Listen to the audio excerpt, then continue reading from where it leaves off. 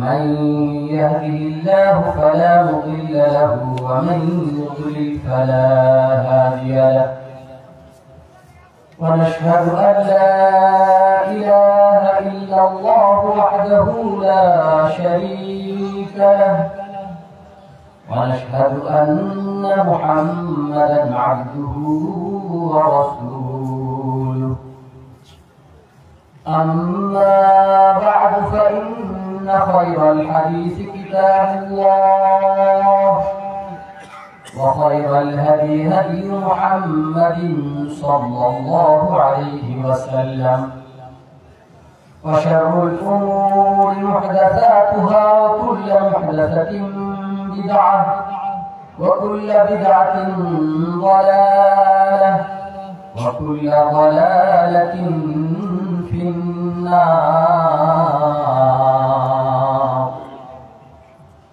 فأعوذ بالله من الشيطان الرجيم بسم الله الرحمن الرحيم الذين يحملون العرش ومن حوله يسبحون بحمد ربهم ويؤمنون به ويستغفرون للذين آمنوا ربنا وسعت كل شيء رحمة وعلما فاغفر للذين تابوا واتبعوا سبيلك وقهم عذاب الجحيم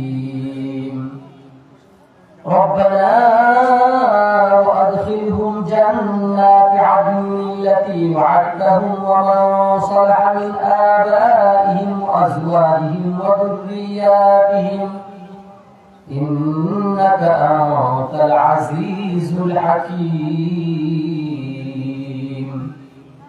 وقهم السيئات ومن تق السيئات يومئذ فقد رحمته وذلك هو الفوز العظيم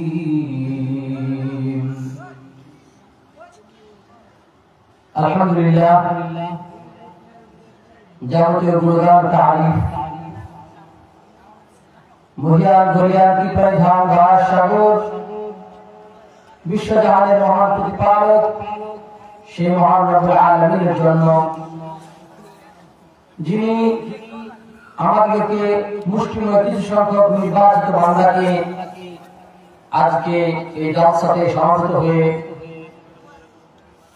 কোরআন হাদিস থেকে অমীয় বাণী শ্রবণ করে জান্নাতের বাগিচায় বসে জান্নাতি ফল ভোগ করার সুযোগ দিয়েছেন সেই রব্বুল আলামিনের জন্য লাখ কোটি সুজুদ শুকর অন্তরের অন্তঃস্থল থেকে কৃতজ্ঞতার নিদর্শন স্বরূপ একবার কালেমার শুকর পাঠ করছি আলহামদুলিল্লাহ আলহামদুলিল্লাহ জুড়ে বলুন আলহামদুলিল্লাহ আলহামদুলিল্লাহ সম্মানিত উপস্থিতি সৌভাগ্য আমাদের জন্য যে আমরা সংখ্যায় কম এবং এই মাজলিসে আমরা কোরআনের আলোচনা শোনার জন্য আসছি আসলে এখানে লোক সংখ্যা কম হবে এটাই বাস্তব আর এই বাস্তবতা সম্পর্কে আল্লাহ রাব্বুল আলামিন দায়িত্বহীন কণ্ঠে ঘোষণা করে দিয়েছেন قليل من عبادي الشكور আল্লাহ বলেন আমার শুকরগুজার বান্দা যারা হবে আমার কৃতজ্ঞ বান্দা যারা হবে তাদের সংখ্যা ভুরি ভুরি হবে না তাদের সংখ্যা হবে সামান্য শুকরগুজার বান্দার সংখ্যা সামান্য হবে কম হবে আল্লাহ নিজে বলেছেন আপনি হিসাব করুন না পৃথিবীতে যদি ধর্মের দিক থেকে হিসাব করেন তাহলে যুদ্ধ ধর্মের সংখ্যা সবচেয়ে বেশি এরপরে অন্য ধর্ম এবং ইসলাম ধর্মের অবস্থান অর্থাৎ প্রথম স্থানে মুসলিমদের জনসংখ্যার গণনাতে অর্থাৎ সংখ্যার দিক থেকেও মুসলিমরা পৃথিবীতে সংখ্যাগরিষ্ঠ নয় মানুষ যখন আমার পরকালে গিয়ে জান্নাতে যাবে সেই জান্নাতের লোকের সংখ্যাও হবে কম কত কম হবে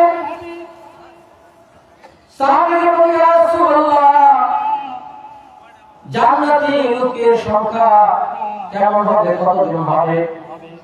নবী বলেন, শুনো, জান্নাতি লোকের সংখ্যা কত হবে? আল্লাহ রাব্বুল আলামিন আমাকে এটা জানিয়ে দিয়েছেন, 180,000 মানুষ জান্নাতে যাবে। সুবহানাল্লাহ। একটা কত হবে? এত সুন্দর হবে, লম্বা হবে, পর্যন্ত পৃথিবীর শুরু থেকে শেষ পর্যন্ত এত দীর্ঘ দীর্ঘ লম্বা লম্বা আকার হবে। মাত্র 180,000 মানুষ জান্নাতে যাবে। নবীজি বলেন, ইয়া রাসূলুল্লাহ, জাহান্নামে কত মানুষ যাবে? দুনিয়া থেকে কত পূর্বে আমাদেরকে তা বলবেন। নবীজি বলেন, এই কথা আমার আল্লাহ জানেন নাই, কত অযুত কোটি কাতার লোক দুনিয়াতে চলে যাবে, তার সংখ্যা কেউ জানে না। জীবনে আলহামদুলিল্লাহ। কেমন হবে জানে? আল্লাহ রাব্বুল আলামিন হযরত আদম আলাইহিস সালাম বিরাজ করলেন, আদম বললেন, লাব্বাইকা ওয়া সাদাইকা ওয়া খায়রুকুম কাযালিকা রাব্বুল আলামিন। আমি হাবিব, তোমার সাথে আজকে তোমার হাতে যাবতীয় কল্যাণ নিয়ামতের চাবিকাঠি, আমি তোমার রহমতের ভিখারি, যার সব আমি মাত্র প্রস্তুত। আল্লাহ আদম, দুনিয়া তুমি প্রথম পুরুষ, প্রথম মানুষ, তোমার থেকে সমস্ত মানুষের সৃষ্টি হয়েছে। আমি আদম দিয়ে মানুষের বংশ বিস্তার করেছি। আজকে তুমি পিতা হিসাবে, আগে পিতা হিসাবে দায়িত্ব নাও, তোমার সন্তানদেরকে তুমি কাকে তুমি জান্নাতে দিবে আর কাকে জাহান্নামে পাঠাবে। আল্লাহু আকবার। আল্লাহ সাল্লাল্লাহু আলাইহি বলেন, এই কিভাবে সম্ভব? আমি কেমন করে মানুষদেরকে বাছাই করে জান্নাতে নির্বাচন করবো, জাহান্নামে নির্বাচন করবো? আল্লাহ আমাকে বলে দেন কি উপায় হতে পারে। আল্লাহ বলে, 1,000 মানুষ নিবে। কত? 1,000 মানুষ নিবে। 1,000 মানুষের মধ্যে মসজিদে, তার নামাজে, তার ইমানে, তার আমলে, তার হজে, যাকাতে এভাবে লাভ করবে। তার আমলের দিক থেকে আস্তে আস্তে ঝরে পড়তে 1,000 মাসের মধ্যে থেকে 999 জন মানুষ তাদেরকে নির্বাচন করবে জাহান্নামের জন্য। জোরে নাউজুবিল্লাহ। 999 জাহান্নামে যাবে। আর কত? একজন। হাজার মাত্র একজন লোক জান্নাতের জন্য নির্বাচিত হবে। আমরা সেই সৌভাগ্যবান, আজকে জান্নাতের বাইরে বসে গেছি। যারা এখনো বাজারে বাইরে ঘুরছেন, তাদের এখনো সুযোগ আছে জান্নাতের বাইরে বসে নিজেদের নামটা জান্নাতীদের তালিকাভুক্ত করে নিয়ে রাব্বুল আলামিনের দরবারে জান্নাতি হিসেবে কবুল হয়ে জান্নাতে যাওয়ার ব্যবস্থা করুন। আর এক মুহূর্ত হাটে বাজারে, মাঠে ঘাটে, রাস্তায় বিলম্ব না করে এই জলসাতে কোরআনের মজলিসে সমবেত হবেন। আল্লাহ পাক রব্বুল আলামিন আমাদেরকে জান্নাতে হিসেবে কবুল করে বিনা হিসাবে জান্নাতে নিয়ে যান। জোরে বলুন আল্লাহুম্মা আমিন। আল্লাহুম্মা আমিন। কেমন হবে? বিনা হিসাবে। কেমন হবে? বিনা হিসাবে। আপনারা তো জানেন হিসাবের একটা দিন আছে, তাই না? হিসাব দিতে পারবো না, হিসাবের একটা দিন আছে। আল্লাহ পাক রব্বুল আলামিন দিনটা নির্বাচন করেছেন হিসাব নিকাশ করে প্রতিদান দেওয়ার জন্য। আল্লাহ মালিক ইয়াউমিদ্দিন, তিনি বিচার দিবেন মালিক, প্রতিদান দিবসের মালিক, ডে অফ রিজারেকশন, যেদিন বদলা দেওয়া হবে, প্রতিদান দেওয়া হবে, সেই দিনের মালিক হলেন কি? তার পরিচয় তিনি পেশ করেছেন। সেই দিন যদি কোনো মানুষকে হিসাব দেওয়ার জন্য ধরা হয়, আর যদি তার জীবনের পুঙ্খানুপুঙ্খ হিসাব দেওয়া হয়, যাকে হিসাবের কাজ ধরায় না করানো হবে, সেই লোকেরা জান্নাতে যাওয়ার উপায় নেই। জান্নাতে যাওয়ার উপায় নেই, কারণ হিসাব দিয়ে জান্নাতে যাবো কারণ নাই। এমনকি নবী নিজেও বলেছেন, আমি আল্লাহ পাক রব্বুল আলামিনের দয়ার ভিখারি, তিনি যদি আমাকে দয়া করে জান্নাত দেন তবে জান্নাতে যাবো, নচেৎ আমার আমল দিয়ে আমি একদম গৌরবের সাথে জান্নাতে চলে যাবো, সেটি এমন নয়। তাহলে কোন একটা আমল উসিলা করে, কোন একটা অজুহাত সামনে একটা আমল উসিলাতে আল্লাহ পাক রব্বুল আলামিন আমাদেরকে জান্নাত দান করবেন। একটা আমল সেটা যদি আল্লাহ কবুল করে মেহেরবানি ওসিলাতে আমাদের পার করে দেন, তাহলে আমরা জান্নাতে যেতে পারব। নচেত আমাদের আমল, আমাদের সাদকা, তিনি হলেন আর রহমান এবং আর রহিম। আমরা বলছি বিসমিল্লাহির রহমানির রহিম। তিনি হলেন আর রহমান আর রহিম। আর রহমান হিসেবে দুনিয়াতে কাফের বলেন, মুশরিক বলেন, আস্তিক বলেন, নাস্তিক বলেন, বেঈমান বলেন, সাধারণ বলেন, বিরোধী বলেন, আর যত ধর্মের লোকজন হোক তাদের জন্য তিনি রহমান। তাদের সবাইকে তিনি তার আলো দিয়ে, চাঁদের আলো দিয়ে, সূর্যের আলো দিয়ে তিনি তাদেরকে বাঁচিয়ে রাখছেন, বাতাস দিয়ে বাঁচিয়ে দিয়ে, আলোর আলো দিয়ে তিনি তাদেরকে বাঁচিয়ে রাখছেন। এবং অবশ্যই গান কবিগান আর কিছু কাজ করা দিয়ে রয়েছে, সবকিছু তিনি জীবন ধারণ করে বাঁচিয়ে রেখেছেন। তিনি হলেন আর রহমান, সবার প্রতি অসংখ্য দয়ার ভান্ডার করে দিয়েছেন।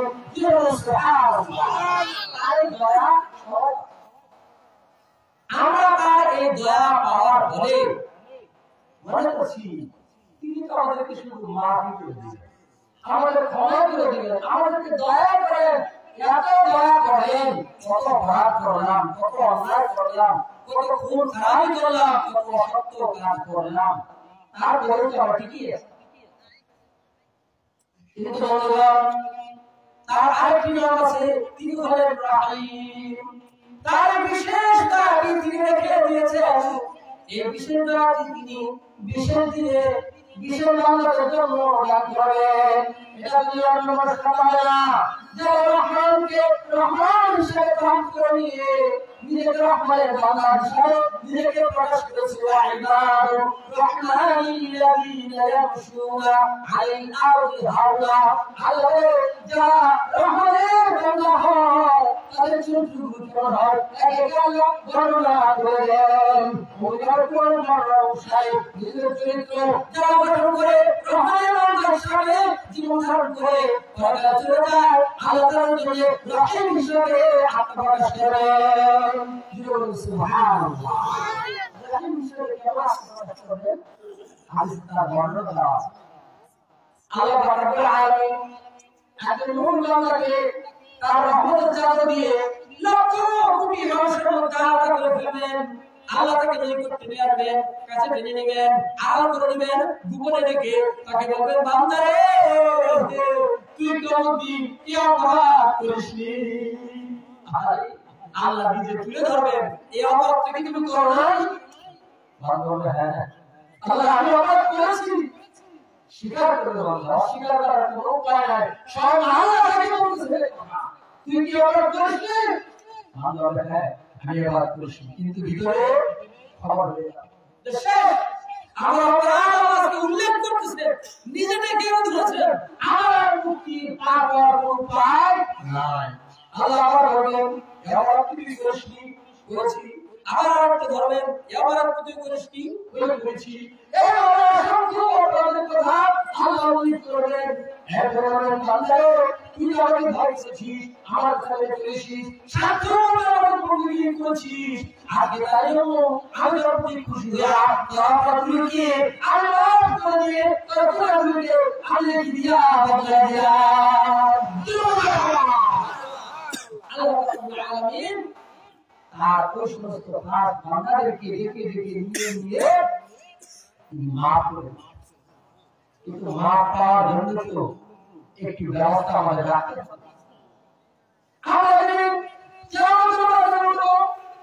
এই কিয়ামতের ময়দানে যে মানুষটা বসে কোরআন শুনেছি, বেদুনের কিতাব আমার কাছে বসেছি, এই যে হাদিস কোরআনের কাছে বসেছি, এই আসমানি না সেই আমাদের জন্য আমাদের পক্ষে সাক্ষী দিয়ে সুবহানাল্লাহ। আমরা যে কোরআনের পক্ষে ছিলাম, আমরা যে ইসলামের পক্ষে ছিলাম, আমরা যে দেব স্বীকার করছি, ঘুম হারাম করছি, শীত উপেক্ষা করছি, কষ্ট স্বীকার করে রব্বুল আলামিনের কথা শুনেছি এবং তা মেনে আমাদের বাস্তবায়ন করছি, এর জন্য মাটি আমাদের জন্য সাক্ষী দিবে, মাটির সাক্ষী আমাদের জান্নাত যাওয়ার কারণ হয়ে যাবে।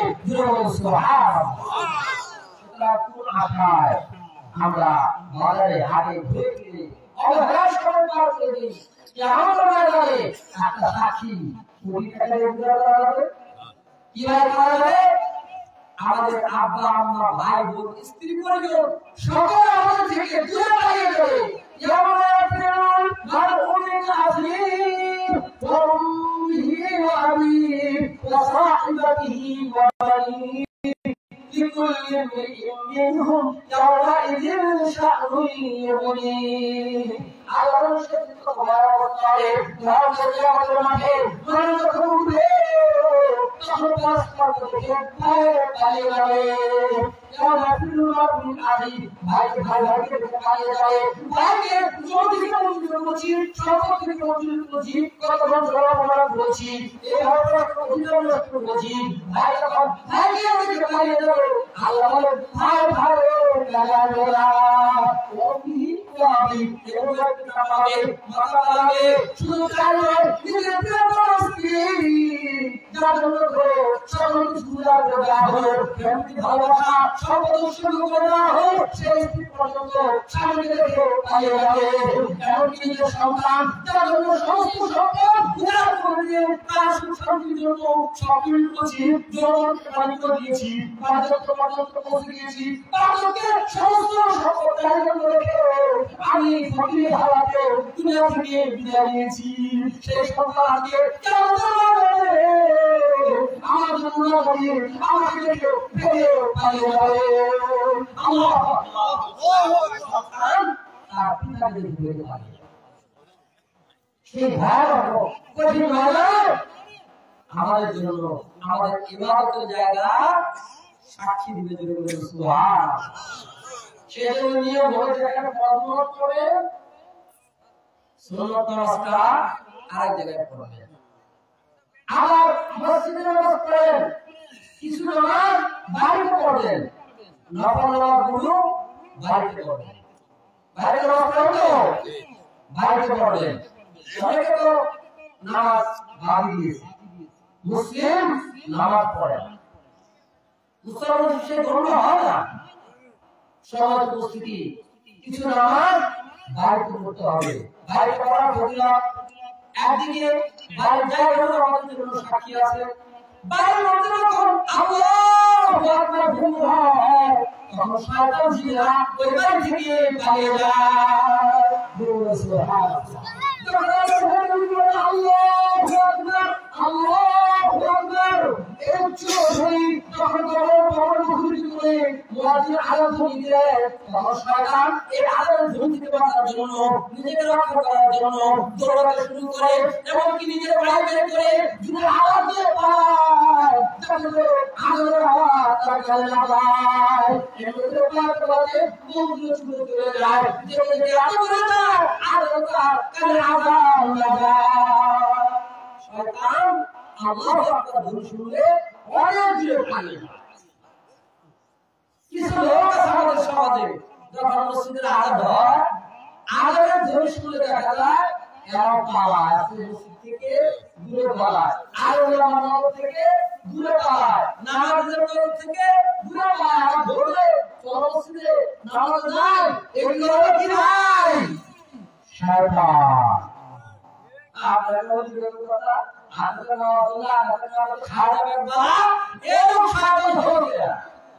কিরকম শয়তান হলো? আল্লাহর শয়তান দুই ধরনের আছে। তোমরা শুধু মনে করো জিনের মধ্যে শয়তান হয়। আল্লাহ বলেন ইলা জিন্নাতি ওয়ান নাস। জিনের শয়তান হয়, একটা জিনের মধ্যে হয়, আরেকটা হয় মানুষের মধ্যে শয়তান হয়। মানুষের শয়তান। তাহলে আপনি ব্যবসা করছেন, ফিরছেন, উঠছেন, বসছেন, ব্যবসা ভালো কাজ কারবার সব করছেন, আসলে মানুষের শয়তান। বুঝলেন তো? আপনি আসলে সব দেখছেন।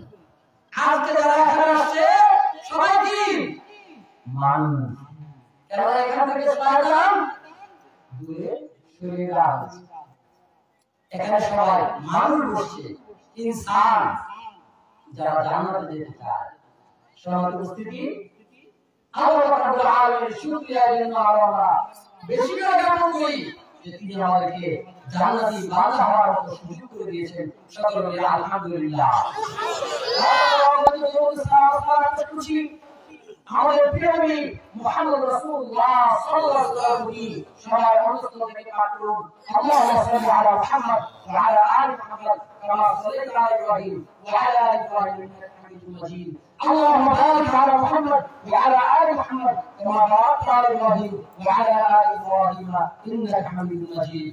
মুআজ্জিজ ইসলাম আদরকার জলসার সম্মানিত সভাপতি, আগত বিশেষ অতিথি এবং আরো আমন্ত্রিত অতিথিবৃন্দ, দূরাগত সুস্বাগত ভারতী অতিথি মণ্ডলী, পর্দার অঞ্চলের মা ও ভগ্নীগণ, আমি আজকে আপনাদের কিছু আশার কথা শোনাতে চাই। আসলে ইসলামটা হচ্ছে আশার বাণী। ইসলাম হচ্ছে সহজ, ইসলাম হচ্ছে সবচেয়ে সুন্দর এবং সবচেয়ে সহজ। কিন্তু আমাদের অনেক আলোচনায় কেউ হয়তো ভুল বুঝতে পারে যে ইসলাম তেরা কঠিন, ইসলাম মান্য করা মারাত্মক সমস্যা, ইসলাম মানলেই ধনী হওয়া যাবে, ইসলাম মানলে সুখী হওয়া যাবে না, ইসলাম মানলে ভালো পাওয়া যাবে না, ইসলাম মানলে ভালো পড়া যাবে না, ইসলাম মানলে ভালো পড়াশোনা করা যাবে না, ইসলাম মানলে যত আর উন্নতি এগুলো হবে না। সেই জন্য এক শ্রেণীর লোক দুনিয়ার মানুষদেরকে একথা বোঝানোর জন্য চেষ্টা করেছে যে ইসলাম হলো একটা আফিমের মতো, যেটা মানুষদেরকে একটা নেশার মধ্যে নিয়ে যায়, যেখানে মানুষ হিতাহিত কিছু বুঝতে পারে না, কল্যাণকে বুঝতে পারে না। আসলে যেটা উপকার, যেটা কল্যাণ, সেটা আমরা তোমাদেরকে দিব। এই জন্য আমরা হলাম প্রগতিবাদী। কি বাদী? প্রগতিবাদী এবং প্রগতিশীল। কি নাম বলে জানেন? আমাদের নাম বলে প্রগতিশীল। আর ইসলাম মানে, কোরআন মানে, হাদিস মানে, দ্বীন মানে, এদেরকে কি বলে? এদেরকে বলে আরো প্রতিক্রিয়াশীল। খালি প্রতিক্রিয়া ব্যক্ত করে, একটা কিছু করলেন এটা তো হবে না, মনে করেন এই সমাজের পাশে টিপ টিপ করে বাতি ধরে লাইট দিয়ে দিয়েছেন, দেখতে কত সুন্দর চমৎকার, কিন্তু এই চমৎকার বিষয়টা ইসলাম পছন্দ করে না। আপনার বাতি হবে আলো হওয়ার জন্য, পথ চলার জন্য, বের করার জন্য, মানুষের প্রয়োজন পূরণ করার জন্য। অসহায়, আবু ল্যাংড়া, দুর্বল মানুষগুলো সুন্দরভাবে পথে চলতে পারে, তার জন্য আপনি আলো দিবেন। কিন্তু পিট পিট পিট পিট করে আপনি লাইট জ্বালাবেন, লক্ষ লক্ষ লাইট জ্বালিয়ে আলো সজ্জা দিয়ে আপনি সেটাকে অপচয় করবেন।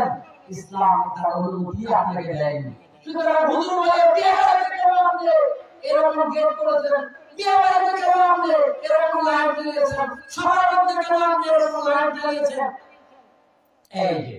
এই যে গোলাম ছিল, এই দেখেন প্রতিক্রিয়া। গোলাম আসলে একটু পটকা ঘোরাবে, একটু গেট বানাবে, একটু বাতি জ্বালাবে, ইত্যাদি ইত্যাদি। সেটা তো আমরা করতে হুজুর আছে, এরা প্রতিক্রিয়া ব্যক্ত করতে, এরকম যেখানে যান একটা একটা প্রতিক্রিয়া হুজুর ব্যক্ত করতেছে। কত সুন্দর একটা ব্যানার আছে, ব্যানারটা সুন্দর করে পড়ছে, সেই ব্যানারটা কত সুন্দর জুতা পর্যন্ত লাগিয়েছে না, আর হুজুর বলে তোমার প্যান্ট উঠাও, তোমার প্যান্ট টাকুর নিচে চলে গেছে, এই প্যান্ট কেসে যে কাটতে হবে, কাটে পায়ের গিরু বের করতে হবে, নয়তো তুমি জাহান্নামে যাবে। হুজুর প্রতিক্রিয়া জামাই আসে, জামাই জামাই হবে, এখন কি দিয়ে না সোনার জায়গা দামে কিছু নাই, সোনার একটা সুন্দর আংটি বানাইছে, জামাই সুন্দর আংটি বানায়া শ্বশুর মামায় করতেছে। কাজ ছিলেন, হুজুর ছিলেন, কুরবানি দিয়ে বানাবেন, কইলে পারেন কি করবেন কি? এর হাতে কেন সোনার আংটি করান, সোনার আংটি মেয়েদের জন্য। হুজুর এই প্রতিক্রিয়া শেয়ার করা, কারণ আংটি বানাইছি, জামাইদের বানাইলেন, জামাই খুশি হবে, সবচেয়ে দামি জিনিস জামাই বানাইলো, আর আমরা বলতেছিলেন এটা ভালো লাগলো না। মেলা বলা সবাই আসতেছে, বিয়ে হলো, বিয়ের সময় একটা আলাদা অনুষ্ঠান ইদানি করা লাগে, সেই অনুষ্ঠানের নাম হলো গায়ে হলুদ। বুঝছেন? আছে না? গায়ে হলুদ। গায়ে হলুদ করা লাগবে, সুন্দর একটা অনুষ্ঠান, একদম ঘরে গাড়ি থেকে গাড়িতে গাড়ি লোক যাবে, আমাদের একটু হয় না, এগুলো বুঝতে পারবেন না। গাড়িতে গাড়ি লোক যাবে, সেই ভিতরে গিয়ে কি এগানা, কি বেগানা, কি মুহরিম, কি গায়ের মুহরিম যাইতেছে, ভোট দিতেছে, আর রে গায়ের মধ্যে নাচতেছে। কত সুন্দর! হুজুর দেখে বলতেছে আস্তাগফিরুল্লাহ, আস্তাগফিরুল্লাহ, এগুলো কি খারাপ? মেয়ে দেখে পর্দা শিকার হতে থাকবে, সেখানে ব্যবহার করছে, আর পুরুষের গায়ে থাকে। কোন হুজুররা প্রতিক্রিয়া আসে? এইভাবে হুজুরদেরকে আস্তে আস্তে শিখানো হইতেছে, বোঝানো হইতেছে সমাজের মধ্যে যে এরা প্রতিক্রিয়াশীল, এরা সমাজে থাকলে সমাজের উপকার হবে। কাজে লাগবে, প্রগতিশীল লাগবে। যারা মসজিদে যায় না, যারা নামাজ পড়ে না, যারা কোরআন পড়ে না, যারা হাদিস পড়ে না, যাদের বড় থিংকিং আইডিয়া, বড় বড় বুদ্ধি, বুদ্ধিজীবী, সেই বুদ্ধিজীবী তাদের গায়ে আছে। এই বুদ্ধিজীবী হলে ওদের কথা শুনলে তাহলে সমাজের উন্নতি হবে। আসলে পৃথিবী আজ পর্যন্ত প্রমাণ করতে পারে ওই সমস্ত আল্লাহবিরোধী প্রগতিশীল নামধারী তারা পৃথিবীতে শান্তি, নিরাপত্তা, সমৃদ্ধি আনতে পেরেছে, এর কোনো প্রমাণ পাওয়া যায়। কিন্তু ইসলামের যে বিধিবিধান, সেই ইসলামের বিধিবিধান পৃথিবীতে শান্তি, নিরাপত্তা, সমৃদ্ধি এনেছিল, তার প্রমাণ আমরা যেমন সুরার যুগে, সাহাবাদের যুগে পেয়েছি, নবী মুহাম্মদ রাসূলুল্লাহ সাল্লাল্লাহু আলাইহি ওয়াসাল্লামের যুগে পেয়েছি। পরবর্তীতে যারা আসছেন তাড়াতাড়ি এমনকি যারা সুলতানি সমাজ ব্যবস্থা পরিচালনা করেছেন, তাদের জীবনেও তাদের রাষ্ট্র, তাদের সমাজ যেভাবে পরিচালিত হয়েছে, সেই সমাজের তিনটি অংশ তাদের নিরাপত্তা, শান্তি, সমৃদ্ধি পুরো সাত আমরা এখনো ভোগ করতে পারি না। তার পরিবারের যা বলল, তার তাফিম, তার মানুষকে একটা দুর্বলের মধ্যে আটকে রেখে মানুষের জীবনের মধ্যে একটা উত্তেজনা, একটা প্রেরণা তৈরি করে মানুষের পকেট কেটে সামার করেছে। আজকে যারা জনগণের পক্ষে দাঁড়িয়ে কথা বলতে চায়, আমরা বিনোদন করার জন্য আমরা মানুষকে দেখেছি, তাদের জন্য সিনেমার ব্যবস্থা করেছি, যাত্রার ব্যবস্থা করেছি, নাটকের ব্যবস্থা করেছি, মানুষ আনন্দ পাচ্ছে। কিন্তু মূলত এত করে জনগণের অর্থের একটা বিরাট অংশের অপচয় তারা করছে, এবং এই অর্থগুলো শোষণ করে তারা নিয়ে যাচ্ছে। সময়টা তারা নষ্ট করেছে, মহামূল্যবান সময়টা প্রত্যেকটা সময় হিসাব আল্লাহ রাব্বুল আলামিনকে দিতে হবে। সেই সময় নষ্ট করছে, খেলার মাঠে ঘন্টার পর ঘন্টা, দিনের পর দিন খেলতেছে, কি টেস্ট খেলা শুরু করে দিয়েছে, এক সপ্তাহে একটা ম্যাচ শেষ হয় না, সপ্তাহ ভর খেলা। সম্মানিত উপস্থিতি, একটু সুষ্ঠু সুন্দর বিবেক দিয়ে চিন্তা করেন যে আসলে প্রকৃতি কাকে বলে। সম্মানিত উপস্থিতি, প্রকৃতির নমুনা মহানবী মুহাম্মদ রাসূলুল্লাহ সাল্লাল্লাহু আলাইহি ওয়াসাল্লাম পেশ করেছেন। নবীজি যে সমাজে আসলেন, এই সমাজের মানুষগুলো ছিল দস্যু, তাদের অধিকাংশ ছিল চোর, ডাকাত, বদমাইশ, মদ্যপ, এরকম যত খারাপ বিষয় আছে সব তারা করতো। ইতিহাসের পাতায় এত খারাপ দেখে ঐতিহাসিকগণ ওই সময়টিকে একটা নাম ধরে করেছেন, ওর নাম হলো আইনে জাহেলিয়া। আইনে জাহেলিয়া অর্থাৎ জাহেলিয়াতের যুগ, মূর্খতা, বর্বরতার যুগ। সেই যুগে নবী আসলেন, এমন কঠিন দুরবস্থার মধ্যে নবী আগমন করলেন, এমন একটি দেশে আগমন করলেন, দেশের মাটিতে যেখানে মক্কা নগরীতে কোনো শস্য হতো না। মক্কা নগরীতে ধান, পাট, চাল, ডাল, গম ইত্যাদি হতো না। আপনারা জানেন কি? মক্কা নগরীতে জমি হতো না। সেই শুরু সিরিয়া থেকে গম আমদানি করে এনে মক্কাতে খাওয়ার ব্যবস্থা করতো। বাণিজ্যিক কাজে যখন আসতো, মানুষজন ছুটে আসতো সেই খাবার থেকে কিছু নেওয়ার জন্য। সূরা জুমআ থেকে আল্লাহ রাব্বুল আলামিন সে কথাগুলো আলোচনা করেছেন। এইভাবে মক্কা নগরীতে অভাব অনটন লেগেই থাকে। লোকগুলোর মধ্যে অসৎ চরিত্রের কোনো অভাব ছিল না। সেই দেশের মধ্যে নবীজি এসে মক্কাতে চেষ্টা করলেন 13 বছর। সেখানে মানুষজনের অনেক অংশ ইসলাম মানল না। আল্লাহ পাক আদেশ করলেন হিজরত করেন। নবীজি হিজরত করলেন মদিনাতে। সেখানে মাত্র 3 মাইল এলাকার মধ্যে মদিনা শহরটি ইসলামী নগরী, নবীজির শহর হিসাবে গড়ে উঠল মদিনাতুন নবী, যেটা আমরা মদিনা শরীফ বলে শহরের নাম হলো মদিনাতুন নবী। এর আগের নাম ছিল কি জানেন? আগের নাম ছিল ইয়াসরিব। এই শহরটার আগের নাম ছিল ইয়াসরিব। যখন নবী আসলেন তখন মদিনাতুন নবী বা নবীর শহর হিসাবে এই শহরের নাম করা হয়।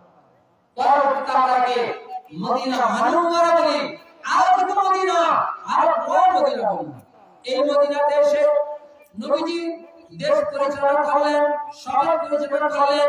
তিনি একদিন জানাজাতে আসলেন, জানাজাতে এসে বলেন, আজকে আমি যা জানাজাতে এসেছি বলতো এই লোকটা কোনো ঋণ করে গেল কিনা। সাহাবী বললেন, হে রাসূলুল্লাহ, এই লোকটা তো ঋণ করেছে। নবী বলেন, তাহলে জানাজা পড়বো না, ঋণ করে মারা গেছে, এই জানাজা আমি এখন পড়বো না, তোমরা পড়ো, আমি ঋণগ্রস্ত ব্যক্তির জানাজা পড়বো না। কিছুদিন চলে গেল, আল্লাহ রাসূল জিবরিল দান করলেন, নবীর রক্ত আসলো, সম্পত্তি আসলো, এরপরে নবী জানাজা যাবেন, লোকজনকে জিজ্ঞাসা করতে লাগলো ঋণ আছে কিনা। সাহাবী বলতেন, হে রাসূলুল্লাহ, ঋণ আছে। নবী বলতেন, শোনো, আমি দেশের প্রেসিডেন্ট ডক্টর ধারণ কর্মধার, এই দেশের নাগরিকরা আমার মহব্বতের অংশ, তারা আজকে ঋণ করে মারা গিয়েছে, হয় সম্পদের জন্য, হয় সন্তানের জন্য, পরিবারের জন্য, খাদ্য সংগ্রহের জন্য, হয় কোনো ধারণা করে দিয়েছে। আমি আজকে ডিক্লেয়ার দিয়ে দিলাম, এই ব্যক্তি ঋণের সমস্ত দায়িত্ব আমার আর তার সম্পদ সব হলো তার ওয়ারিসদের জন্য। সুবহানাল্লাহ। নবীজি ডিক্লেয়ার করলেন, কোন নাগরিক যদি মারা যায়, নাগরিক যদি ঋণ থাকে, ঋণের দায়িত্ব সরকার, আর সম্পদটা ওই মৃত ব্যক্তির ওয়ারিসদের জন্য সম্পদ।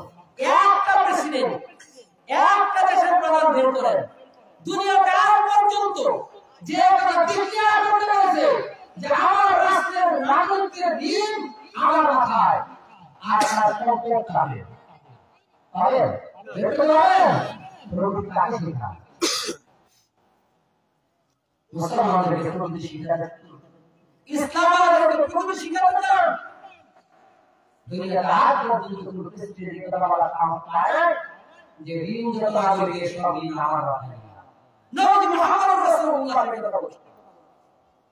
তার দেশের মানুষ যেখানে 3 বেলা খাওয়ার কি স্বাদ মজা, তার নবী ছেড়ে দেখে নাই। আল্লাহ রাব্বুল আলামিন রহমতের নবীর মাধ্যমে তাদেরকে রিজিকের ভান্ডারে ভরপুর করে দিয়েছেন। আপনারা শুনেন, নবী না খায় আসলো, পেটে ব্যথা ছিল, সাহাবীরা খাইতে পারে নাই, ইত্যাদি ইত্যাদি। কিন্তু সেই ত্যাগের পরীক্ষা দিয়ে যখন তারা ঈমান উত্তীর্ণ হয়েছে, আল্লাহ রাব্বুল আলামিন তাদের জন্য রহমতের দরজা খুলে দিয়েছেন। আমার পূর্ব বক্তা ভাই যেটা বলেছিলেন, আল্লাহ বলেছিলেন যে তোমরা যদি তাকওয়া অর্জন করে আল্লাহর পথে চলতে, তাহলে আল্লাহ তোমাদের জন্য আসমান থেকে রিজিকের দরজা খুলে দিয়ে আকাশ থেকে রিজিক নাযিল করবেন, তোমাদের পায়ের নিচ থেকে রিজিক পৌঁছে বেরিয়ে আসবে। সুবহানাল্লাহ। সেটা আরো দেখিয়েছে আল্লাহ রাব্বুল আলামিন তার প্রমাণ দিয়েছেন। সবার উপস্থিতি নবীজি এইভাবে দেশ শাসন করলেন। খায়বার বিজয় হলো, খায়বার বিজয় করে নবীজি সাহাবীদের মাধ্যমে মুসলমানদেরকে বিভিন্ন সম্পদ দান করলেন। বিশাল সম্পদ মুসলমানদের হাতে আসলো। নবীজির স্ত্রীদের জন্য খায়বার বিজয় করে 120 মণ করে খাদ্য বরাদ্দ প্রতি বছরের জন্য বরাদ্দ ছিল। সুবহানাল্লাহ। কত ভাই? কত? 120 মণ। কার জন্য? একজন স্ত্রীর জন্য। নবীজির একজন স্ত্রীর জন্য 120 মণ বরাদ্দ ছিল। মানুষ পারবে 120 মণ খাইতে? কি বলেন, পারবে? কোনো প্রশ্ন না।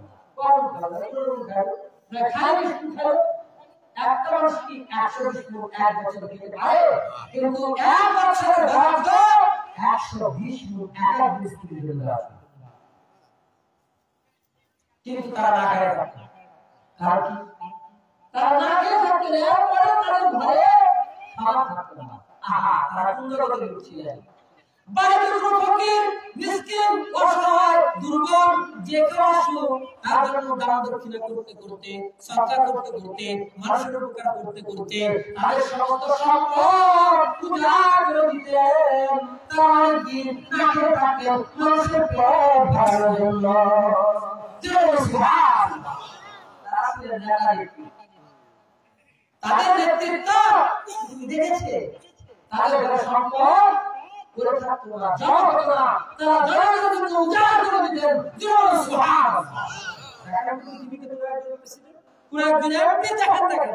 বাংলাদেশ সরকারের গভর্নমেন্টের যে টাকা একজন এমপির পিছনে খরচ হয়, আমরা হিসাব করে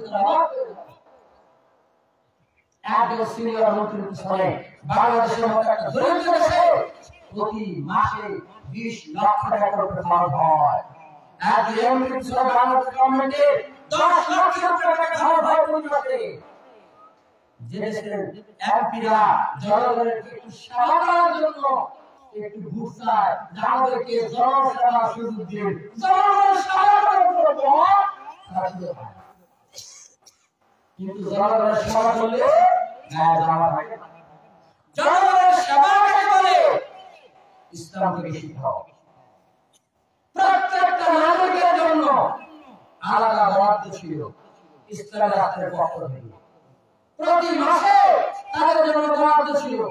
হযরত ওমর ইবনে খাত্তাব রাদিয়াল্লাহু আনহু প্রত্যেকের জন্য বরাদ্দ নির্দিষ্ট করেছেন এবং তিনি বছরে একবার তার কেন্দ্রীয় ট্রেজারি মূল ব্যাংক থেকে তিনি দিতেন, সাফ করতেন। একটা রিজার্ভ তিনি রাখতেন না। আমরা খুশি হই আমাদের ব্যাংকে রিজার্ভ আছে। রিজার্ভ কত? যদি 3 মাসের রিজার্ভ করে না থাকে তাহলে সেই দেশের মানুষ ত্রাহি করে। 3 মাস রিজার্ভ নাই, সারা কি হবে না খাওয়া। সেজন্য একটা দেশের কেন্দ্রীয় ব্যাংকে মিনিমাম 3 মাসের রিজার্ভ থাকতে হবে। কিন্তু ওরা কি করতেন? বছরে একবার ট্রেজারি ধুয়ে সাফ করে সব নাগরিকদের মধ্যে বিলিয়ে দিতেন। একটা টাকাও কেন্দ্রীয় ব্যাংকে দিয়ে রাখতেন না। তাদের কি শিক্ষা? সমাজের উপস্থিতি ইসলাম হলো সহজ, সুন্দর এবং সার্বজনীন। এখানে শুধু মুসলিমরা উপকৃত হবে, মুসলমানরা সুন্দর জীবন লাভ করবে তা নয়। আমাদের মুসলিমদের অনেকের মধ্যে ধারণা আছে ইসলাম মনে হয় বিধর্মীকে দেখতে পারে, ইসলাম মনে হয় হিন্দুদেরকে দেখতে পারে, তাদেরকে শুধু মারো, কাটো, দখল করো, বেদখল করো, এই সমস্ত কাজ ইসলামের কাজ। আসলে ইসলাম এর বিরুদ্ধে কোনো সমর্থন দেয় না। কেবলমাত্র যারা ইসলামের বিরুদ্ধে দুশ্মনীকে মুসলিমদের গলা কাটতে যায়, ওই সমস্ত ব্যক্তিদের মোকাবেলা করার অনুমতি ইসলাম দিয়েছে। বাইরে যারা আছে, ব্যবসা কাজে রত আছে, নাগরিক হিসাবে আনুগত্যের মধ্যে আছে, ইসলাম এরকম কার বিরুদ্ধে, কোন ধর্মের বিরুদ্ধে এবং কোন নাস্তিকের বিরুদ্ধে ইসলামের কোন রকম আক্রমণ নাই। যেটা বলে সুবহানাল্লাহ। আল্লাহ বলেন লা ইকরাহা ফিদ্দীন, দ্বীন গ্রহণের বিষয়ে, কালেমা কবুলের বিষয়ে, ইসলাম মেনে নেওয়ার বিষয়ে কোন রকম জবরদস্তি নাই, কোন রকম বাধ্যবাধকতা নাই।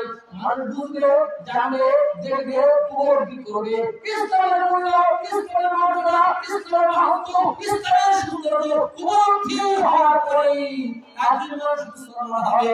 নচেত কোন মানুষকে মুসলমান হওয়ার জন্য চাপ দেওয়া আল্লাহর অনুমতি দান করেন না।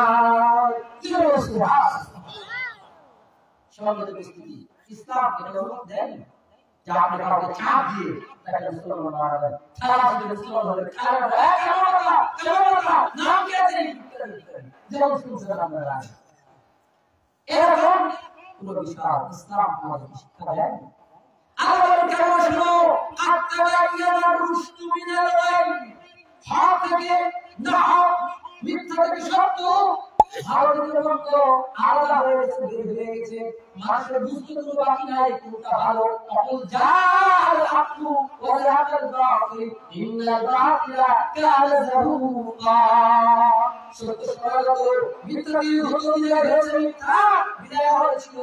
আল্লাহর হক বাণী যখন প্রকাশ হয়েছে, সত্য মিথ্যা প্রকাশ হয়েছে, মানুষকে বিবেক দিয়েছি, বুদ্ধি দিয়েছি, চালা দিয়েছি, উপলব্ধি দিয়েছি, মানুষটা উপলব্ধি করে করে ইসলাম গ্রহণ করবে। আর ইসলামের শর্ত দেখে দাঁড়ায় তাহলে বলে চলে যাও, আর কোনো মুসলিম সে হয় না। কেন ইসলামের ব্যাপারটা কাছে বুঝতে পেরেছে। তাই যারা ইসলাম গ্রহণ করেছে সাহাবীদের যুগে, পরবর্তী যুগে আমরা মনে করতে পারি কুরআন হাদিস পড়ে অনেক কিছু শিখে তারা ইসলাম কবুল করেছে। আসলে তা নয়। তারা ইসলাম কবুল করেছে মুসলমানদের দেখে। ইসলামের শুরু করা থেকে কি দেখে ইসলাম কবুল করেছে ভাই? মুসলমানদের দেখে। মুসলমানদের কুরআন দেখে ইসলাম কবুল করে না, হাদিস দেখে ইসলাম কবুল করে না। লক্ষ লক্ষ মানুষ মুসলমানদেরকে দেখে ইসলাম কবুল করেছে। আর এটা শুক্রবার এত মানুষ, এত দেখি মানুষ, এত উদার মানুষ। নবীকে বলে শুনেন, নবীকে বলে শুনে সাহাবীরা আমার ভয় ভয় জিবরাইল আমার সুরা নাযিল হয়। আমাকে এসে কয় তোর প্রতিবেশীর অবস্থা, তোর প্রতিবেশীর খবর কি, প্রতিবেশীর কি অবস্থা হয়েছে, প্রতিবেশীর হক সম্পর্কে তুমি কি করেছো? জিবরাইল আমার সুরা নাযিল হয়। প্রতিবেশী সম্পর্কে জিবরাইল আমাকে কথা কয়, আমার ভয় আল্লাহ প্রতিবেশীকে আমাদের বাড়ি বানায় দিবে। জিবরাইল সুবহানাল্লাহ।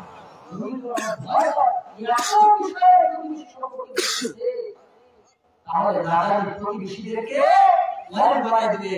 যেরকম দুই ভাই বোন এরা ওয়ারিশ করেছে বাবার সম্পত্তি, অন্যরা ওয়ারিশ করেছে সম্পত্তি, ওইরকম পাশের লোক যারা আছে বাড়ির আশেপাশে তাকে অধিকার দিবে। তাহলে প্রতিবেশী সম্পত্তি কি চাপটা দিয়েছে? এখন আমি ধরে মুসলিম প্রতিবেশী, তাহলে আপনার পাশে একজন মুসলিম, একজন হিন্দু হোক, একজন বৌদ্ধ হোক, একজন মুচি হোক, একজন মেজর হোক, সে যদি আপনার প্রতিবেশী থাকে তাহলে ইসলাম আপনাকে আলাপ করেছে সাবধান। আল্লাহ কিন্তু ওর সম্পর্কে এত বেশি তোমাকে সজাগ করেছে, ও যেন তোমার বয়স সুবহানাল্লাহ। অর্থাৎ তোমার সম্পত্তির মধ্যে দেওয়ার পাওয়া আছে, তোমার সম্পত্তির পাওয়া আছে, তোমার সাথে ওর শ্রদ্ধা রাখার তোমার দায়িত্ব আছে। এই বিষয়গুলো ইসলামে আরো জোরালো বলা হয়েছে। আপনারা আমাদেরকে ভদ্রতা শিক্ষা দিতে চান, লক্ষ লক্ষ মুসলমানকে হত্যা করেন, আমাদেরকে শিক্ষা দিতে চান ভদ্রতা। মুসলমানদের মসজিদ ধ্বংস করেন, সেখানে মন্দির তৈরি করেন, আর মুসলমানদেরকে দুষ্টাচার চান। এরা এমন সেবন কিন্তু প্রকৃত মুসলমানকে চিনার চেষ্টা করেন, দেখার চেষ্টা করেন। আল্লাহ পাক রব্বুল আলামিন সেই মুসলমান পৃথিবীতে দিয়েছিল যাদেরকে দেখে মুসলিমরা ইসলাম গ্রহণ করত। ওয়ালামাতুম ওয়াসারা ওয়ালামাতুম ওয়াসারা তামাদ্দানে হুনুদ ওয়ালামাতুম ওয়াসারা তামাদ্দানে হুনুদ। এ মুসলিম ভাই জিয়ে দেখে শমায়ে ইয়াহুদ। বিবাদরা সুস্ত্রে বলে তোমরা মুসলমান হচ্ছো, তোমাদের দৃষ্টিকোণে আরবে সরকারে বদনাম চাল চলবে, আরব সাথে এমন অবস্থা তৈরি হয়েছে তোমরা মুসলিম কি আছে জানা না, তোমরা হিন্দুদের নামাজ ধরেছো, তোমরা যদি খ্রিস্টানদের নামাজ ধরেছো, তোমাদেরকে দেখে আজকাল মুসলমান হতে থাক, ইহুদিরা পর্যন্ত তোমাদের দেখতে যায় বলে। তাহলে এটা কি সেই মুসলমান যারা দেখলে ইহুদিরা শরম পায়? এটা কোন মুসলমান যাদেরকে দেখলে অমুসলিমরা শরম পায়? সমাজ উপস্থিতি আমরা শুনেছি বিদেশে যদি রাস্তার মধ্যে একটা ব্যাগ পড়ে যায় তাহলে সেই ব্যাগটা নিয়ে মানুষ পুলিশ স্টেশনে জমা দেয়। কোথায় জমা দেয়? পুলিশ স্টেশনে জমা দেয়, যাতে করে যার ব্যাগ হারিয়ে গেছে সে যখন আসবে তাকে খুঁজবে, হয়তো ডায়েরি করতে যাবে, পুলিশের সাহায্য নেবে, তখন ব্যাগটা পেয়ে যাবে, ব্যাগটা চলে যাবে মালিকের কাছে। আর আমাদের জুতা এক জায়গায় গেলে আছে জুতা একা আছে মুসলিমরা মুসলিমরা আমরা যদি বাজারে যাই খাদ্যদ্রব্য কিনতে যাই একটা প্রসেস খাবার বানানো হয়েছে মনে করেন একটা বিস্কুট তৈরি হয়েছে 50,000 মধ্যে ওয়াটা দেওয়া হবে দেখা গেল এর মধ্যে কাঁচা বাবা যায় কাঁচা আসলে বাবা বলেছিল বড় সেটার নাম হলো শিমলা আলু শিমলা আলু দেখছেন না শিমলা আলু বলে দিচ্ছে বিস্কুটের মধ্যে না আবার পুলিশ অর্থাৎ চালকে কি করেছে আপনি মিনিকাট কি করেছে মিনিকাট জানেন না এটা বুঝায় আমরা আবার করে মিনিকাট আবার করে কেউ আর করে না বাজারে বাজার কোথেকে আসে মিনিকাট কাট শব্দটা আরবি ইংরেজিতে আসছে কাট মানে কেটে মিনি করে দিয়েছে মিনি বাস ওরকম মিনি চাল হয়ে গেছে চালটাকে কেটে মোটা চালকে উপরে দিকে চেষ্টা করে দিয়ে সুন্দর করে আমাদের সামনে হাজির করেছে এটা কি ভাই বিস্কুট চাল দাম ছিল 45 টাকা কেজি এবার হয়েছে 65 টাকা কেজি যখন মোটা ছিল তখন ছিল 45 যখন পাতলা হলো তখন 65 আমরা ওটা ভুলি দাও ভাই আমরা কি দিবা মিনিকেট এই যে মিনিকেট চাল আছে খাচ্ছি চালের উপরে যে আবরণ যেটা প্রোটিন সমৃদ্ধ যেটা বিভিন্ন ধরনের ভিটামিন সমৃদ্ধ যেটা রোগ প্রতিরোধী ক্ষমতা সমৃদ্ধ সেটাকে চেটে খেয়ে ফেলে দিয়ে আমরা চালটাকে বাজারে আনতেছি আবার কেউ ড্রাসটাকে তুষের সাথে মিশ্রিত অবস্থায় নিয়ে এসে বিভিন্ন খাদ্য তৈরি করতেছে এইভাবে ভেজালে ভরপুর করে দিয়ে মুসলিমের দলে ব্যবসা বাণিজ্য যা আছে আমরা দিব্যি মুসলমান সম্মানিত উপস্থিতি এই দিকে আমাদের নাগরিকদের অবস্থা হয় আজকে যারা ভেজাল দিচ্ছেন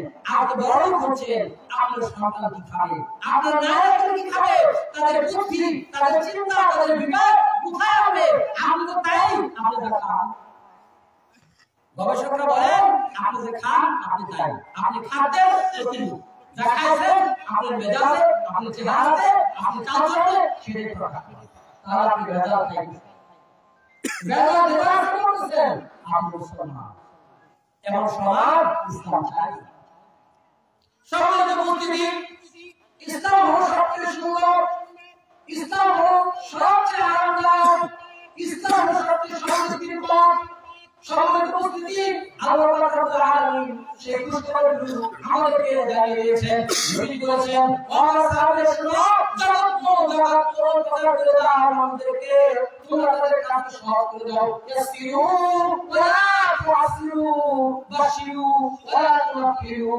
মানুষদেরকে দিনের কাছে সহজ করে দাও সহজে বুঝিয়ে দাও এবং তাদেরকে শুভ সংবাদ দান করো তাদেরকে নিরাশ করো না হতাশ করো না সুবহানাল্লাহ সম্মানিত উপস্থিতি আল্লাহ রাব্বুল আলামিন বিসমিল্লাহির রহমানির রহিম الذين يحملون العرش ومن حوله يسبحون بحمد ربهم ويؤمنون به ويستغفرون للذين آمنوا ربنا وسعت كل شيء رحمة وعلما فاغفر للذين تابوا واتبعوا سبيلك وقهم عذاب الجحيم الله سبحانه وتعالى أسأل في محارشي الله رب العالمين الله رب العالمين فرسنا ধারণ করে আছেন আল্লাহ আল্লাযী ইয়াহমিলুল আরশা ওয়া হাওলাহু আরশা ধারণ করে আছে আর তার আশেপাশে ফেরেশতা আছে এই ফেরেশতারা প্রশংসা করে আল্লাহ রব্বুল আলামিনের গুণগানের মত রয়েছে শুধু তাই নয় এই ফেরেশতারা আল্লাহর গুণগানের পাশাপাশি মুমিন মুসলমানদের জন্য অনেক দোয়া করে সুবহানাল্লাহ মুমিন মুসলমানদের জন্য দোয়া করেন আজকে মাহফিলের যে শিরোনাম দেওয়া হচ্ছে একটা মহা শিরোনাম বিশ্ব মুসলিমের কল্যাণ ও কল্যাণের জন্য মাগফিরাত কামনায় এই মাহফিলের আয়োজন করা হয়েছে মুসলমানদের জন্য মাগফিরাত এটা শুধু মুসলমানরাই করে না এটা শুধু মানুষই করে না স্বয়ং আল্লাহ রাব্বুল আলামিন ফেরেশতারা তাদের জন্য ক্ষমা প্রার্থনা করে আল্লাহ পাকের নিকটে ফেরেশতাদের দোয়া ফেরেশতাদের আমিন কি হয় সাথে আল্লাহ দরবারে কবুল হয়ে যায় নবী বলেন ইমাম মুহাম্মদ আলাইহিস আমিন বলে তখন তোমরা আমিন বলো। কেননা তোমাদের আমিন বলার সময় ফেরেশতারা আমিন বলেন, আর ফেরেশতারা আমিনের সাথে জিবরিলের আমিন আল্লাহ তাআলা কবুল হয়ে যায়। গুফরাহু মা তাকাদ্দামা মিন যামবিহি, ওই ব্যক্তির অতীতের গুনাহটা আল্লাহ মাফ করে দিবেন। সুবহানাল্লাহ। সুতরাং ফেরেশতারা যে দোয়া করে এই দোয়া আল্লাহর দরবারে কবুল হয়। ফেরেশতারা কি দোয়া করে দেখেন, ফেরেশতারা কিন্তু আমাদের বন্ধু, দুনিয়াতে আমরা বন্ধু বানাই নানান জনকে, কিন্তু আমাদের সবচেয়ে আপনজন বন্ধু যারা তারা হচ্ছে আল্লাহর ফেরেশতা। আল্লাহর ফেরেশতারা কি বলে, কি বলেন, একদম আন্তরিক বন্ধু। তার বন্ধুর সাথে উঠাবসা চলাফেরা ইত্যাদি করার পরিবেশ আমাদেরকে রাখতে হবে। কিন্তু আফসোসের বিষয়, একটা মুসলমানদের একটা বিশাল অংশ ফেরেশতাদেরকে বন্ধু বানাতে চায় না, ফেরেশতাদেরকে কাছে থাকতে দিতে চায় না। বাড়ি থেকে একটা অবস্থা, ঘুম থেকে উঠলে তো বলে একটা চুপ ধরা, বিড়ি ধরা, বিড়ি চালাতে রাখে। বাংলাদেশের মধ্যে আছে আর পপুলার কোনো কিছু নাই। যে দোকানে চা বিক্রি হবে তা হবে না, বিস্কুট চলবে না, ওখানে কি থাকতে হবে, বিড়ি থাকতে হবে। বিড়ি থাকলে অবশ্যই বিড়ি চলবে। বিড়ি খাই মুখ দুর্গন্ধ করতেছে, ওই দুর্গন্ধ ঢুকিয়ে চলতেছে। ফেরেশতারা কিন্তু দুর্গন্ধ পছন্দ করে না, ফেরেশতারা নামাজি পছন্দ করে না, ফেরেশতারা পছন্দ করে না। সুতরাং ফেরেশতারা যে আমাদের পরম হিতাকাঙ্ক্ষী, তাদেরকে কাছে রাখতে হবে, তাদেরকে নিকটে আনতে হবে, তাদের আমাদের জন্য দোয়া করে সেই ব্যবস্থা করতে হবে। নবী বলেন, রাতের গভীরে মানুষ যখন তাহাজ্জুদের জন্য দাঁড়ায় তখন কোরআন তেলাওয়াত করে, তাহাজ্জুদের সময় যখন কোরআন পড়ে, এই কোরআন শ্রবণ করার জন্য আল্লাহর রহমতের ফেরেশতারা চলে আসে। এখনই করে আসে, মুমিনদের কাছে ভাসে, শেষ পর্যন্ত মুমিনের মুখের সাথে ফেরেশতার মুখ লাগে। সুবহানাল্লাহ। ফেরেশতারা এত মুখ হয় কোরআন শোনার জন্য যে মুমিনের মুখের সাথে মুখ লাগায় দিলা আল্লাহর রহমতের বিদ্যা আমরা শুনতে থাকি। কিন্তু মুখটা যদি দুর্গন্ধ হয় তাহলে কি করে মুখ লাগাবে বলেন ভাই? সম্মানিত উপস্থিতি, বুঝতে পারছি সময় কম, শেষ করতে হবে, কথা বলা হবে না। ফেরেশতাদেরকে বন্ধু বানাতে হবে। ইসলাম সবচেয়ে আমাদের জন্য সুন্দর জীবন ব্যবস্থা। আমরা কিভাবে সমাজ জান্নাত যেতে পারবো তাই সংক্ষিপ্ত কথা বলা শেষ করব। আল্লাহ রাব্বুল আলামিন বলেন, এই ফেরেশতারা ফিরু আল্লাযীনা আমানু, তারা মুমিনদের জন্য দোয়া করে। আর আল্লাহর ভক্ত মহৎ ঘোষণা করে বলে, আপনারা ওসিয়তে কুল্লে শাইইন রাহমাতাল্লাহ, আল্লাহ তোমার রহমত, তোমার দয়া বিশাল বিস্তৃত এরকম মহৎ এরকম গ্রহণ করা যেতে পারে না। আর পরে সব জায়গায় বিস্তৃত রয়েছে একটা খুশিতে ক্ষুদ্র বিষয়, এমন কেউ প্রবণতা আছে ভিতরে পবিত্রীয় জীবন আরো কিছু ভিতরে রয়েছে, তার সঙ্গে কিছু ক্ষুদ্রতর করার চেয়েও অতি ক্ষুদ্র হয়, তারটাও পুরো অজানা হয়। আল্লাহ রাব্বুল আলামিন এই মুসলমানদেরকে তুমি ক্ষমা করে দাও। ফাগফিরিল্লাযীনা তাবু ওয়াত্তাবাউ সাবিলাকা ওয়াকিহিম আযাবাল জাহিম। ফেরেশতারা দোয়া করে, আল্লাহ যারা তওবা করেছে, যারা সঠিক ফিরে আসছে, আমরা বলি তওবার করে আস্তাগফিরুল্লাহ, কিন্তু তওবার মূল হলো পাপ থেকে ফিরে আসা, আর পাপ না করা এবং ইস্তেগফার করা। ইস্তেগফার করতে হবে, সাথে সাথে আমল করতে হবে, সেটা হলো পাপের কাছ থেকে ফিরে আসা। ফেরেশতারা বলে, আল্লাহ ফাগফিরিল্লাযীনা তাবু, যারা তওবা করে ফিরে আসে, ওয়াত্তাবাউ সাবিলাকা, আর তোমার অনুসরণ করে ওই সমস্ত মানুষদেরকে আল্লাহ তুমি মাফ করে দাও। ওয়াকিহিম আযাবাল জাহিম, আল্লাহ তাদেরকে তুমি জাহান্নামের আগুন থেকে মাফ করে দাও। আল্লাহুম্মা আমিন। তাহলে আমরা কি করতে তওবা করার জন্য আসি, জান্নাতের বাগানে বসছি। আজ এখান থেকে সমাবদ্ধ হয়ে যাব যে জ্ঞাতসারে আর মানুষের হক নষ্ট করব না, প্রতিবেশীকে কষ্ট দিব না, মারে ভেদান্ত করব না, কোরআনের বিরোধিতা করব না, দ্বীন ইসলামের জন্য যা কুরবান করে দিয়ে আনব। এই সমস্ত সমাধান আমাদের করতে হবে। আল্লাহ বলেন আল্লাহুম্মা আমিন। আপনাদের জন্য দোয়া করব। শুধু তাই না, আপনাদের পূর্বপুরুষ যারা আছে, বাপ দাদা পূর্বপুরুষ, এবার তাদের জন্য ফেরেশতারা দোয়া করে। তাহলে রব্বানা ওয়াদখিলহুম জান্নাতি আদনিন التي وعدتهم ومن صلح من آبائهم وأزواجهم وذرياتهم إنك أنت العزيز الحكيم। الله ফেরেশতারা কেমন দোয়া শুনো? তাহলে রব্বানা আদখিলহুম জান্নাতি আদনিন التي وعدتهم, আপনি ওই সমস্ত মুমিন বান্দা, ওই তাইবিন আইবিন এদেরকে তওবাকারীদেরকে আপনি মাফ করে দেন, তাদেরকে আপনার প্রতিশ্রুত জান্নাত চিরস্থায়ী জান্নাতে দাখিল করে দেন। বলুন আলহামদুলিল্লাহ। এবার ফেরেশতারা আল্লাহ শুধু তাই না, তারা জান্নাতে চলে গেল, এটুকু আমাদের না, তাদেরকে আমার বলেছে, মাস করেছে, গুনাহ করেছে, মাদ্রাসা করেছে, মসজিদ করেছে, মক্তব করেছে, ঈদগাহ করেছে, গুরুস্থান করেছে, এরকম দিনই কাজের নাম দিয়ে একটি উত্তম মুসলিম পুরুষ, একটি উত্তম মুসলিম সমাজ গঠন করে যারা পৃথিবীতে জানিয়েছে, ওই সমস্ত মানুষদের জন্য আমরা করি আল্লাহ এই সমস্ত জান্নাতি তোমাকে তোমাদের সাথে আল্লাহ তাদের বাচ্চাদেরকেও তুমি জান্নাতে দাখিল করে দাও। সুবহানাল্লাহ। শুধু তাই নয়, ওয়াজওয়াজিহিম, তাদের স্ত্রীদেরকে তাদের সাথে দাও, ওয়াজুরিয়াতিহিম, তাদের নেক সন্তানদেরকেও তাদের সাথে দাও। ইন্নাকা আনতাল আজিজুল হাকীম। সম্মানিত উপস্থিতি, তাহলে আমরা যে কাজ করছি, আজকে যে এখানে বসছি, এই যে বিশ্ব মুসলিম কল্যাণ কমিশন মাত্রা, এটা কিন্তু আমাদের একটা নৈতিক দায়িত্ব দিয়ে বসছি। মুসলিমের জন্য দোয়া করা এটা আমাদের দায়িত্ব, তাদের মাফিয়া করার জন্য শুভ করার আমাদের দায়িত্ব। আজকে বকের সম্পর্কে, আজকে বকের গায়ে তাদের রক্ত নিংড়ানো সম্পদ আমরা বিধাসে অন্যায় করে খরচ করতেছি, হকের পথে ন্যায়ের পথে দিন প্রতিষ্ঠার পথে আমরা খরচ করছি না। সম্মানিত উপস্থিতি, এটা বড় অভিজ্ঞতা করতে হবে। তাই আমরা মুসলিম হিসাবে প্রত্যেকটা মুসলমান পরস্পর ভাই পরস্পর দোয়া আমাদেরকে করতে হবে, তাদের মাফিয়াকে দোয়া করতে হবে, তাদের জান্নাতের জন্য দোয়া করতে হবে। কারণ এই দোয়া আমরা শুধু করি না, আল্লাহ ফেরেশতারা বলে বলেন সুবহানাল্লাহ।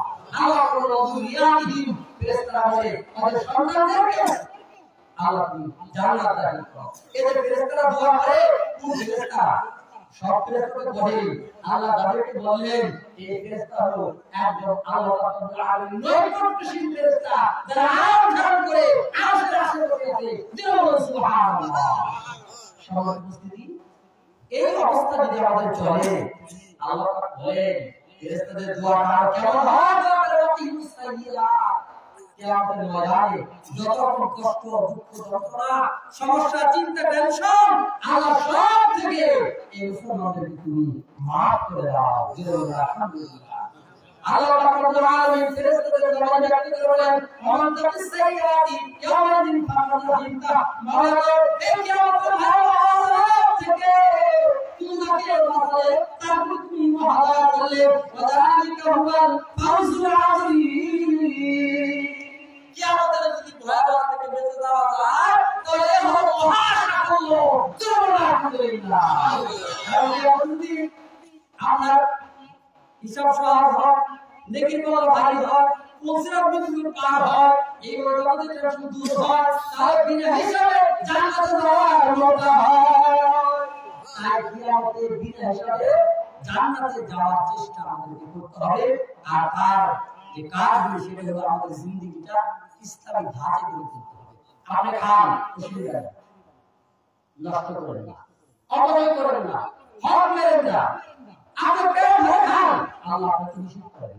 আপনি সুউচ্চ বাড়ি থাকেন, আল্লাহ নিষেধ করেন। আপনি যাকাত দেন, ব্যবসা করেন, আয় নিয়ম ঘটান, আল্লাহ নিষেধ করেন। আপনি এনজয় করেন, স্ত্রী নিয়ে বেড়ান, আমোদ ফুর্তি করেন, আপনার প্রত্যেক আমোদ ফুর্তি আল্লাহ নেকিতে পরিণত করে দেবেন। সুবহানাল্লাহ। সাহাবাগণ শুনে অবাক, তারা বললেন, ইয়া রাসূলুল্লাহ, স্ত্রীর সাথে এনজয় করবে, আসমান হয়, এটি আমার কথা। নবী বলেন, শুনো, ওই ব্যক্তি যদি অন্য কোন নারীর প্রতি আসক্ত হতো, তাহলে কি তার গুনাহ হতো না? হ্যাঁ, গুনাহ হতো। তাহলে সে গুনাহ তো যায় না, আল্লাহর পথে গেছে, এই জন্য আল্লাহ ইসলাম দান করলেন আলহামদুলিল্লাহ। সুতরাং ছোট্ট একটা থেকে বোঝা গেল আমাদের জীবনের যাবতীয় প্রয়োজন ইসলাম পূরণ করে, আমাদের মনের যাবতীয় আকাঙ্ক্ষা ইসলাম পূরণ করে, সেটা আমরা শুধু আল্লাহর দেওয়া পথ নবীজির সুন্নাত অনুসারে আমরা করব, তবে আমাদের জীবন সফল হবে। আমরা আরামে সমাজ, পরিবার, রাষ্ট্র পাবো এবং আরামসে জান্নাতে চলে যাব। আল্লাহ পাক কবুল করলেন। সকলে আল্লাহুম্মা আমিন। ভূমির জন্য কথা বলে আপনাদের কাছে দোয়া চেয়ে কবরবাসী সহ বিশ্বের সকল মুমিন মুসলমানদের জন্য দোয়া দিয়ে আজ আমার আলোচনা এখানে ইতি টানছি। আমার আব্বাজান নুরুল মাহফুজ আল্লাহ আব্দুল্লাহ ইবনে ফজল রাহিমাহুল্লাহ আপনাদের সাথে দীর্ঘ 7-8 বছর এই মাসে ইমামতি করে আপনাদের খেদমত আঞ্জাম দিয়েছেন। সারা বাংলাদেশকে কাঁদিয়ে আল্লাহর কাছে পৌঁছে গেছেন। আল্লাহ তাআলা জান্নাতি বান্দা হিসেবে দুনিয়া ছেড়ে জান্নাতে যাওয়ার তৌফিক দান করুন। সকলে আল্লাহুম্মা আমিন। দ্বীনি মুহাব্বত আমাদের জন্য একটা বড় পুঁজি, জান্নাতের একটা বড় কারণ। এই দ্বীনি মুহাব্বত আপনারা অটুট রেখেছেন। আল্লাহ আব্দুল্লাহ ইবনে ফজল সাহেব সহ আমাদের অঞ্চলে এখানে আব্দুল ওয়াজিদ সাবিলি সাহেব ছিলেন। আর বিখ্যাত আলেম ওলামা যারা বড় তারা ইন্তেকাল করেছেন। আমাদের একটা বড় অংশ দুনিয়া থেকে বিদায় হয়ে গেছে। আজকে আমরা সাধারণ পরিবেশী আল্লাহ রাব্বুল আলামিনের অশেষ মেহেরবানিতে আমরা আলেমের সাথে, দ্বীনের সাথে, কুরআনের সাথে, মাদ্রাসার সাথে, মসজিদের সাথে যে মহব্বতের সম্পর্ক রেখেছি, এটা আল্লাহ কবুল করে আমাদের জান্নাতের জায়গা করে দেন। সকলে আল্লাহুম্মা আমিন। রব্বানা ইগফির লানা ওয়া লিইখওয়ানিনা আল্লাযীনা সাবাকুনা বিল ঈমান ওয়া লা তাজআল ফী কুলুবিনা গিল্লাল লিল্লাযীনা আমানু রব্বানা ইন্নাকা রাউফুর রাহিম। সকলে আল্লাহুম্মা আমিন। রব্বানা ইগফির লি ওয়া লিওয়ালিদাইয়া ওয়াল মুমিনিনা ইয়াওমা ইয়াকুমুল হিসাব। সকলে আমিন।